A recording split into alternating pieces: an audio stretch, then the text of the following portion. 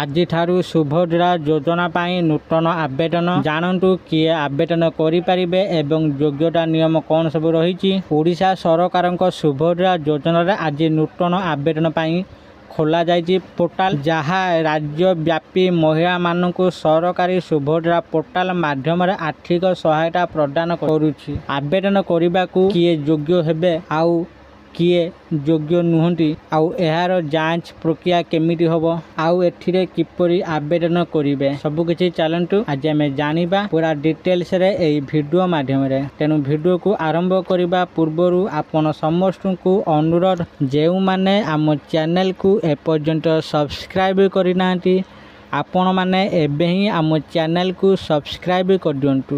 ଆଉ ଭିଡ଼ିଓ ଭଲ ଲାଗିଲେ ଭିଡ଼ିଓକୁ ଲାଇକ୍ ସେୟାର କମେଣ୍ଟ କରିଦେବେ। ତ ଚାଲନ୍ତୁ ଡେରି ନ କରିକି ଆଜିର ଭିଡ଼ିଓଟିକୁ ଆରମ୍ଭ କରିବା।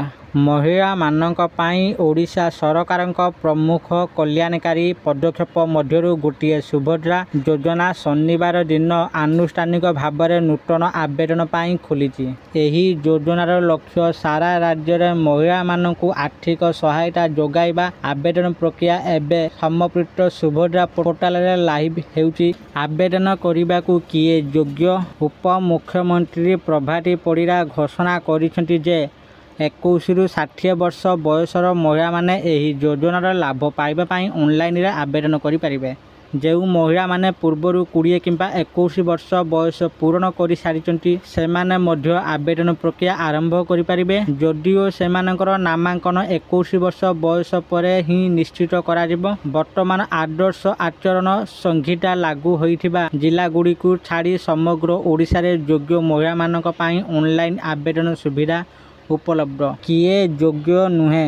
ଯେଉଁମାନଙ୍କୁ ପ୍ରକୃତରେ ସୁବିଧାର ଆବଶ୍ୟକ ଅଛି ସେମାନଙ୍କ ପାଖରେ ସୁବିଧା ପହଞ୍ଚିବା ନିଶ୍ଚିତ କରିବା ପାଇଁ ସରକାର କଠୋର ବାଦ ଦେବା ନିୟମ ପ୍ରଣୟନ କରିଛନ୍ତି। ଯେଉଁ ମହିଳା ଛାତ୍ରୀମାନେ ରାଜ୍ୟ କିମ୍ବା କେନ୍ଦ୍ର ସରକାରଙ୍କ ଯୋଜନାରୁ ଛାତ୍ରବୃତ୍ତି କିମ୍ବା ଅନ୍ୟାନ୍ୟ ସହାୟତା ଆକାରରେ ପ୍ରତିବର୍ଷ 18,000 ଟଙ୍କା କିମ୍ବା ତାଠାରୁ ଅଧିକ ପାଉଛନ୍ତି ସେମାନେ ସୁଭଦ୍ରା ଯୋଜନା ପାଇଁ ଯୋଗ୍ୟ ହେବେ ନାହିଁ।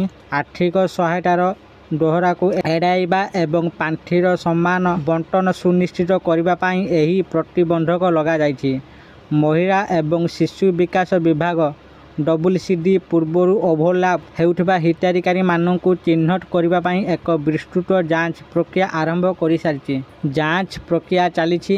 ଏହି ଯାଞ୍ଚର ଏକ ଅଂଶ ଭାବରେ ମହିଳା ଏବଂ ଶିଶୁ ବିକାଶ ବିଭାଗ ଉଚ୍ଚଶିକ୍ଷା ବିଭାଗ ଏବଂ ଅନୁସୂଚିତ ଜାତି ଜନଜାତି ଏବଂ ସଂଖ୍ୟାଲଘୁ ବିଭାଗଠାରୁ ବ୍ୟାପକ ତଥ୍ୟ ମାଗିଛି। ଏହି ରେକର୍ଡଗୁଡ଼ିକ 21 ବର୍ଷ ଏବଂ ତଦୁର୍ଦ୍ଧ୍ୱ ବୟସର ମହିଳାମାନଙ୍କୁ ଚିହ୍ନଟ କରିବାରେ ସାହାଯ୍ୟ କରିବ।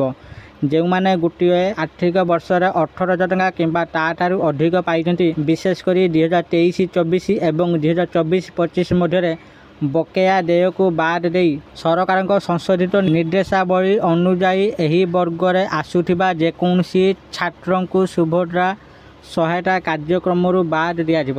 କିପରି ଆବେଦନ କରିବେ? ଯୋଗ୍ୟ ଆବେଦନକାରୀମାନେ ସରକାରୀ ସୁଭଦ୍ରା ଯୋଜନା ୱେବସାଇଟ୍ ପରିଦର୍ଶନ କରି ଅନଲାଇନ୍ ଫର୍ମ ପୂରଣ କରିପାରିବେ ଏବଂ ଆବଶ୍ୟକ ଡକୁମେଣ୍ଟଗୁଡ଼ିକ ଅପଲୋଡ଼ କରିପାରିବେ। କର୍ତ୍ତୃପକ୍ଷ ଆବେଦନକାରୀମାନଙ୍କୁ ପରାମର୍ଶ ଦେଇଛନ୍ତି ଯେ ସେମାନଙ୍କର ବିବରଣୀ ସଠିକ୍ ଅଛି କି ନାହିଁ, କାରଣ ପ୍ରତ୍ୟେକ ଦାଖଲ ଚୂଡ଼ାନ୍ତ ଅନୁମୋଦନ ପୂର୍ବରୁ କ୍ରସ୍ ଭେରିଫିକେସନ କରାଯିବ। ରାଜ୍ୟ ସରକାର ଆଶା କରୁଛନ୍ତି ଯେ ଡିଜିଟାଲ ଆବେଦନ ପ୍ରକ୍ରିୟା ସମସ୍ତ ଅଞ୍ଚଳର ମହିଳାମାନଙ୍କ ପାଇଁ ନାମଲେଖାକୁ ଦ୍ରୁତ, ସ୍ୱଚ୍ଛ ଏବଂ ସୁଲଭ କରିବ।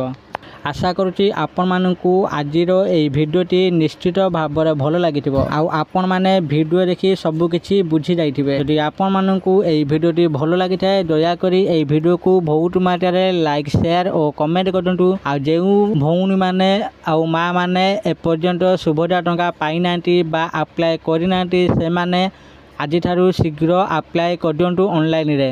ଆପଣମାନେ ଆଜିଠାରୁ ଅନଲାଇନରେ ଆପ୍ଲାଏ କରିଦିଅନ୍ତୁ। ଆଉ ଆପଣମାନଙ୍କୁ ମାର୍ଚ୍ଚ ମାସ 8 ତାରିଖରେ ସୁଭଦ୍ରାର 4ଥତମ କିସ୍ତି ଟଙ୍କା ମିଳିବ। ଯେଉଁମାନେ ପାଇନାହାନ୍ତି ତାଙ୍କୁ ଏକାବେଳେ 20,000 ଟଙ୍କା ମିଳିବ। ତେଣୁ ଯେଉଁମାନେ ଏପର୍ଯ୍ୟନ୍ତ ସୁଭଦ୍ରା ଯୋଜନା ଆପ୍ଲାଏ କରିନାହାନ୍ତି ଏବେ ହିଁ ଆପଣମାନେ ଆପ୍ଲାଏ କରିଦିଅନ୍ତୁ।